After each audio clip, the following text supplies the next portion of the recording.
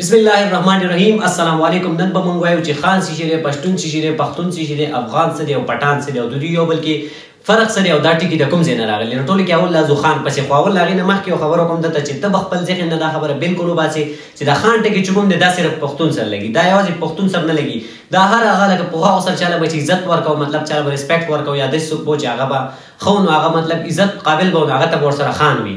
نو دا یوازې پښتنو سره نه دا خبره بلل کړي لکه څنګه چې موږ دغه واخلو منګول واخلو. نو تاسو سوچ وکړئ منګول چې کوم دي که نه دا خو پښتانه نه دي که نه. نو منګول هغه دغې ته ډېول وي، هغه کله چې اول چې تیموجین و بیا چې وروستو دغه شو جنګیز خان، بیا د هغه الواد هلاکو خان، هغه خو پښتانه هغو ته بیا ولې خان ټکي وي. نو دا خبره به ذهن نه بیخي ووخت چې د خان ټکي چې کوم دی دا صرف پښتون لپاره دی. خان ټکي دی دا یوازې پښتون لپاره نه دی، دا هر هغه کس لپاره استعمال دی چې چاله به هغوی عزت ورکوو. نو چې خو زیاتره به پښتنو سره ځکه چې پښتانو له دا ټکي خوښ شو، ښه بېله خبره ده چې یو ټکي چاله خوښ شي نو هغه بیا خپل ځان سره لفظ کې استعمال لګه. تاله به زه ښایسته غوندې مثال لګم لکه څنګه چې اوس پښتانه چې کوم دی ټول په یو ځل من مسلمانان شو. چې کله د مسلمانان شو زموږ خو د محمد صلی الله علیه وسلم سره ډېره زیاته مینه وه، چې زموږ نبي کریم صلی الله علیه وسلم سره مینه وه، نو اکثر خلک خپل نوم سره لیکي چې محمد انور، محمد عباس، محمد ګوهر.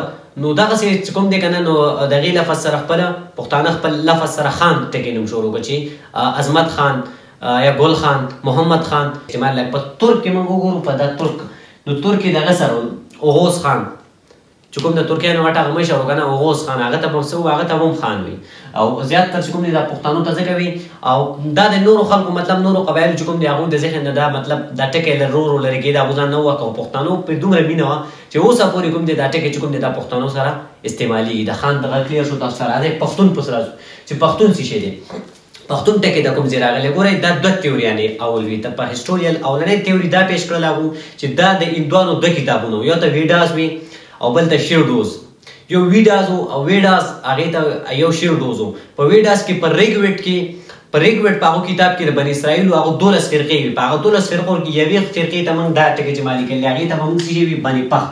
په 12 فرقو کې یو ته بني پخت وي. نو یو هسټوریکل وي چې دغه بني پخت چې کوم دی دا د پښتون ټکي چې کوم دی دا دغه د بني پخت نه وتلي، دا پښتانه چې کوم دا اول بني اسرائیل وروستو بیا دا ټکي دی نه دوی پښتون ته کنورټ کړه.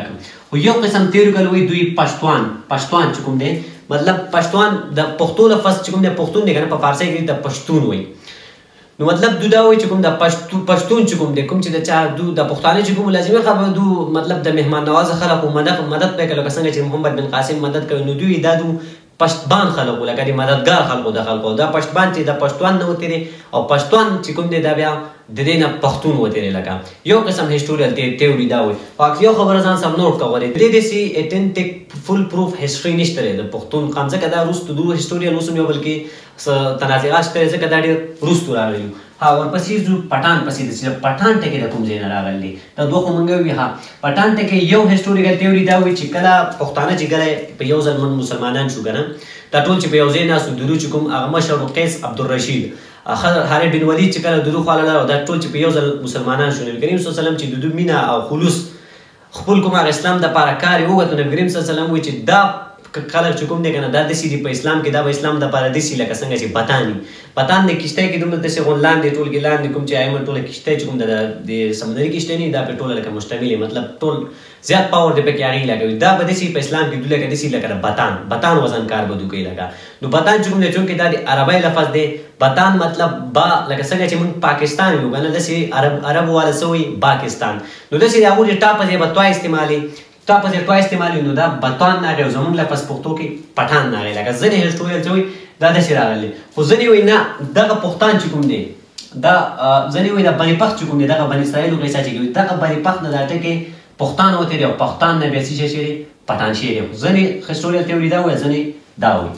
ښه اوس راځو څلورم ټکي پسې چې افغان کوم ځای نه راغلی. د افغان ټکي یو هسټوریل دا وایي چې د افغان ټکي چې کوم دی افغانه یو سړی و دی راغلی په افغان کې په غوره کې آباد شي. دی دغه د غوره د آبادۍ کېدلو په واسطه دې ته څه وي چې افغان وي مطلب افغانستان یې دې ځای ته وي. د ده الوادو چې هغې ته بیا هغو له نوم ورکړه افغان او دی چې کوم بل افغان او د په خپل نوم افغان او بیا چې د کوم الواد هغې ته افغان. یو هسټوریل څه وایي چې دا افغان چې کوم دی دغه ټکي چې کوم دی دا افغان چې کوم دی دا دغه د افغانه نه راوتی لکه د افغانه په واسطه د آباد شو نو دی بیا افغان وي.